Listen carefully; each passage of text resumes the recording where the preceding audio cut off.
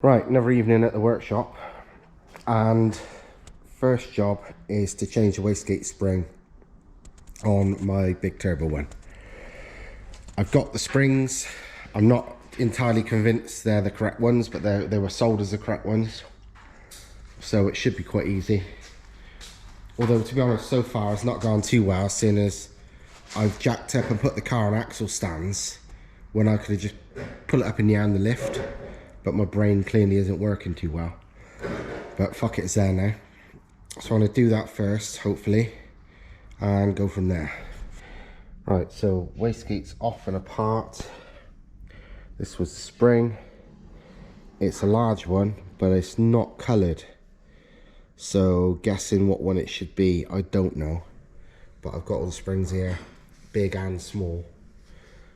And supposedly, one bar is just a large blue. I might go a bit more, I don't know. I'm gonna comparison them by feel, see if I can tell a difference. But apart from that, I'm just gonna go by pressure and say a prayer, test it on the car. So let's do it. While comparing this by feel, you can tell the people who sold this as a 1 bar spring were full of shit. This is a 1 bar spring of the same diameter, and it feels a hell of a lot, a hell of a lot stiffer. This yellow one is the closest in feel, and even this feels stiffer, and this is also longer, so chances are when it's compressed a bit, it'll be even stiffer. So yeah, the fact this gave me half a bar roughly with no wastegate help, no boost controller help, is about right, because 1 bar spring my ass. Right, I've fitted large yellow and small red, which according to this is 16 psi, 1.1 bar. That'll do. I mean, most people said a 1 bar would be fine, but I don't want to take the risk of not having enough spring in it, and for running all the boost. So, and 1.1 is bare minimum I'd be happy with. So yeah, 1.1 bar it is, hopefully. Now let's try and force it back together now, because it's got a lot more spring in it. Right, so that's the wastegate and screamer back on. Pretty easy on this. I mean, it's another reason I like these. If that same, if this engine and turbo setup was in a normal, OE car that these engines would be in, be it, say, an Audi, Skoda, Volkswagen, whatever, doing that wastegate, removing it and all that to change the spring would be a fucking living nightmare. I'm not entirely sure how you would do it. It might be drive shafts off, it certainly would be turbo off, and probably, yeah, I reckon turbo and manifold off, and just do it all from the top. I'm not sure. It'd be a lot of work, hell of a lot of work. But for me, I needed 1 Allen key and just reached up and did it, which is fucking brilliant.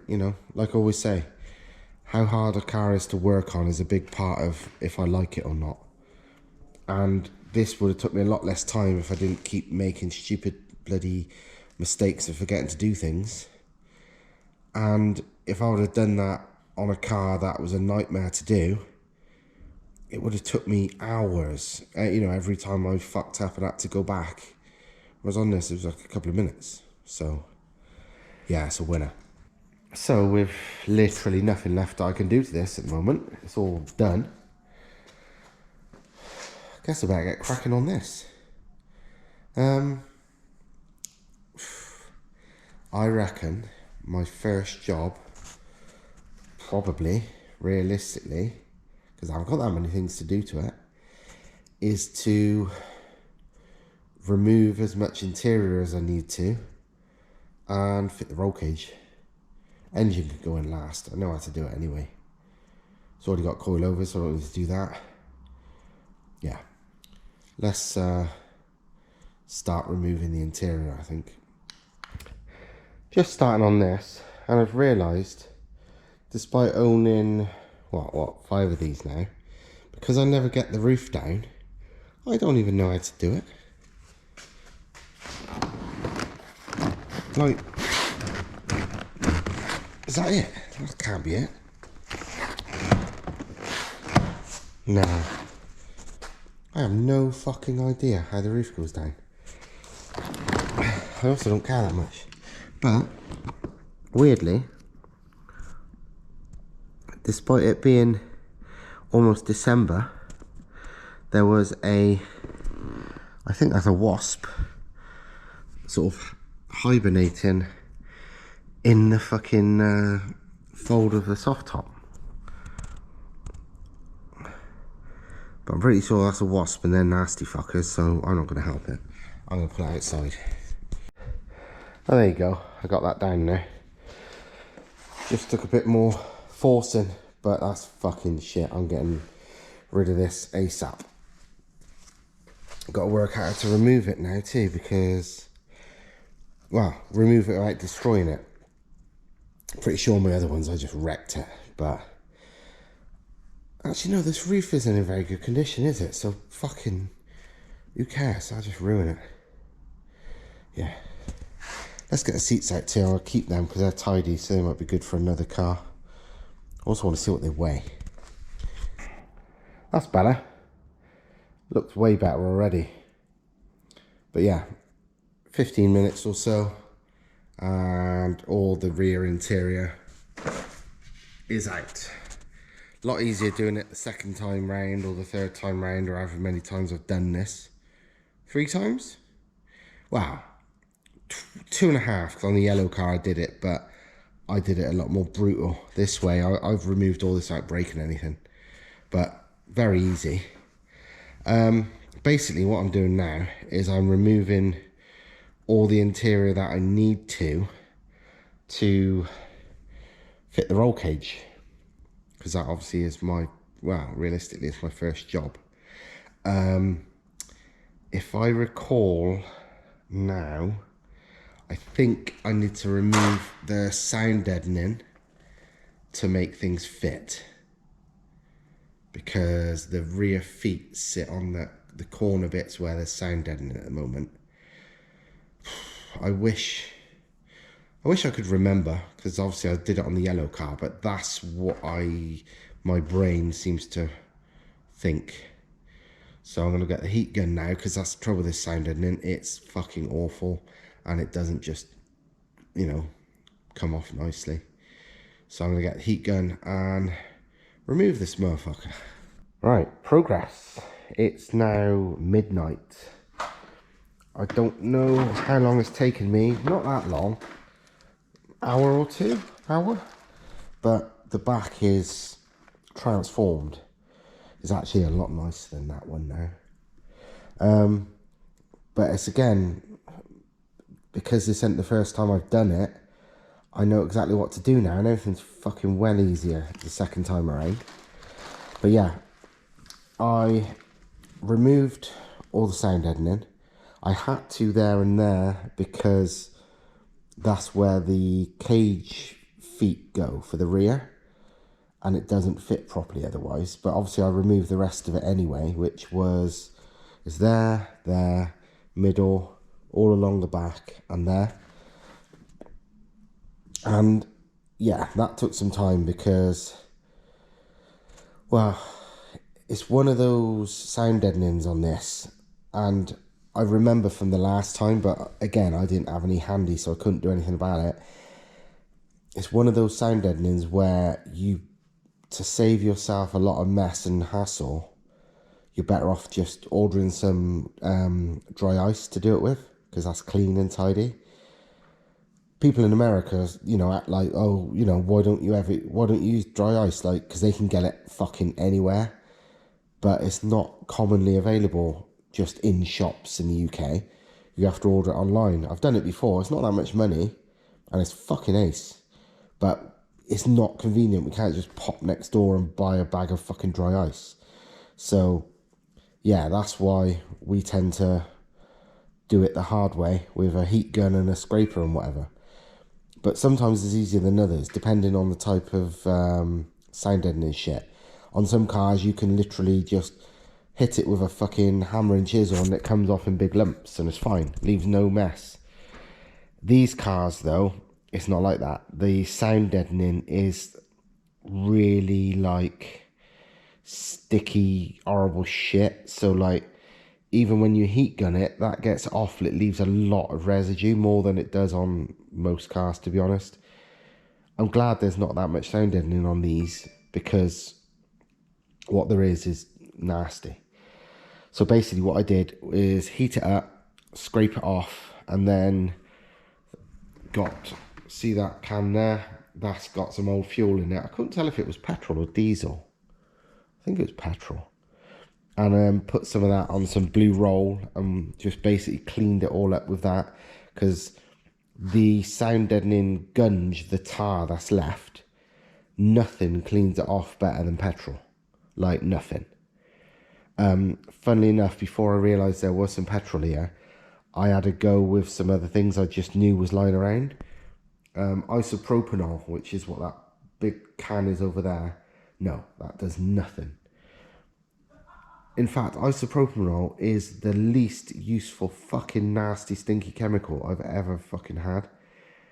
We've had it here for a while, and because it's not really much use for anything, like its real use, I've been trying to use it for anything I could, like to clean off anything, and everything I've ever used it on is crap. And yeah, it didn't clean this in any way, shape or form. But yeah, just lots of petrol on blue roll and wipe it and wipe it and wipe it, and it, you know, it goes. So then it was clean. But then, because all of this is normally covered in like plastic trim from the factory, plastic trim and fabric and whatever, because the soft top, they don't paint this. It is some of it's primer, well, all of it's primer, really. Some of it's more silver than others, but not much of it. And the seam sealer is all still bare seam sealer, that's not painted. And obviously, because the back is going to stay stripped out, I thought I better give it a lick of paint. The paint is actually, it's a really good match, but it's not Toyota paint. That's another reason I like silver. Silver is basically silver. And the one I found was just one on the shelf, which was a Hyundai silver. And, you know, it's, as you can probably see, pretty fucking good. So yeah, happy with that. People might say, why have you painted it now? You got to weld the feet of the cage in. Yes, I do. But once the cage is in place, it's a lot harder to paint. So what I've done is basically give it a quick blast now, so it's all okay. And then some of it will need redoing once the cage feet are welded in. But that's fine. It's you know, that little bit is a lot easier to avoid accidental overspray on the cage rather than trying to do it all, because basically pretty much everything you can see from the end of the carpet back has had a little bit of paint, and now it looks genuinely really tidy. So yeah, we're getting there. There's a lot of shit here. Like the seats, yeah, they weigh a bit, and I was gonna weigh them, but in reality, all this other shit, it's fucking remarkable how heavy some of these things are. Especially some of the plastics and stuff where you'd think it'd weigh nothing. But Toyota use some pretty fucking beefy stuff. So yeah, it just all adds up to loads. I reckon all of this plastic and this, that, the other ends up weighing more than the fucking seats do. And the seats ain't light. The roof ain't light. It's like, it's surprising how much weight you can get out of these things. And a lot of it does come from just this fucking plastic trim and the shit, which weighs a lot. I'll be interested to find out what this weighs. Like I said before, when I tried to weigh it that time, that went a bit wrong. I only got to weigh 3 corners before it fell off the 4th one. But all the other 3 was like 210 or so. So realistically, the thing only probably weighs 850 odd. Well, it's now 2 a.m. and for some weird reason I'm still going. I'm now at the point where, while I don't feel tired really, I'm weighing up the, should I just stop now, go to sleep and crack on in the morning? Because I can carry on all the, all night, and then I'll be fucked tomorrow and won't be able to do it. So I'm not sure how wise that is, so I might stop shortly. But I was carrying on so I could get a rough idea of where the cage is gonna sit. And on that note, if you wondered how much dashboard you need to remove to fit the cage, not much. Basically, just the corner. I was hoping I wouldn't have to remove the whole dash, and I didn't. And because the thing is, a lot of times the cages go through, like, you could cut a hole in the dash or something to make it fit, but there was so little of the dash to remove, because to be honest, most of that is the side trim that goes up here. There was a little bit there, but not that much. As you can see, it don't even go as far as the heater matrix, not the heater matrix, the heater blower, whatever. I don't even know what that's called. Maybe it is too late when I can't even think of the name of that is. But anyway, yeah, the cage is starting to go in, so I think I should do that side and basically get everything bolted up, because once it's bolted up, everything's in the right place. Right, been doing some stuff, and the cage is in, not welded in, but in place, ready to be welded. But yeah, with obviously the rear interior stripped and the front still with carpet, still with a dash, everything, just with the corners of the dash cut to fit the roll cage, but basically a fully trimmed interior, still the heavy standard steering wheel, blah blah blah. This is all the shit that came out the car, a lot of it. And on the scales, 27.8 kilos, so quite a lot. It's amazing how much it all weighs.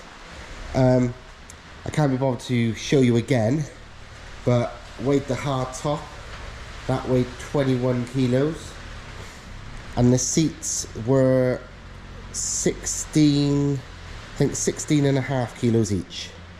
So yeah, 27, 40, well, 28, almost 50 with the roof. Then this lot, obviously you still need to replace it with bucket seats, but I've got carbon bucket seats.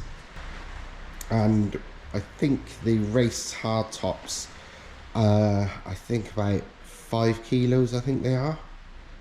The ones from Rogue Motorsport, which I better save up for, because I haven't got enough money at the moment. So yeah, significant weight saving. That, yeah, some of it's counteracted by the cage, but the cage weighs less than all of that. Quite a lot of weight out of one of these, bearing in mind these already weigh like sub 1,000 kilos standard, so not bad at all. Well, after way more hours than I expected, I don't even know how long, but it took some time, the cage is fully welded in. It's awkward, basically, because it's a relatively small car and where you got to weld things in and how precise it's got to be. It's awkward, but it was made way worse by me just being a dickhead, me not preparing the surfaces, and it just happened where all the fucking mounting things go, there was seam sealer and all sorts of shit. So it was a nightmare to fucking weld. Got there in the end, but it was horrible. And but yeah, it's all done. Slapped literally slathered a shitload of seam sealer all over the welds and everything, because this one's gonna be a all-weather car. So, you know, dicking about in the snow, this, that, the other, you know, whatever the weather does, this one's going to be used for it. Whereas this one's a dry weather, mostly straight line weapon. This thing's going to be for everything. So I'm making sure, well, like I said, seam sealed the shit out of it, and then, you know, before it's ready for the road, I'm going to give the underside a whole fucking shitload of wax oil and stuff to protect it, make it live as long as it can. Because, well, you know, some of them are pretty rusty, and this one's decent, so I don't want it to get rusty. Main thing I need to buy is one of those Rogue Motorsport hardtops. Unfortunately, I'm pretty sure I can't afford one at the moment. But, you know, whatever, it's plenty of time for that. This car is literally the backup for this car. So this is always priority. The only reason I'm working on this one now is because I've got nothing else I can do to the other one for the moment. I'm literally waiting on the drive shafts and then getting mapped. So in the meantime, I may as well crack on with this. But yeah, the cage is really good. You know, it's stiff. You shake the cage, the car shakes. There is no separate movement. So yeah, awesome. And on that note, because it's gone midnight and I have to be up in 4 hours, and I'm probably not gonna be able to go to sleep for an hour at least. So yeah, I should go. I should go. Right then, see you next time.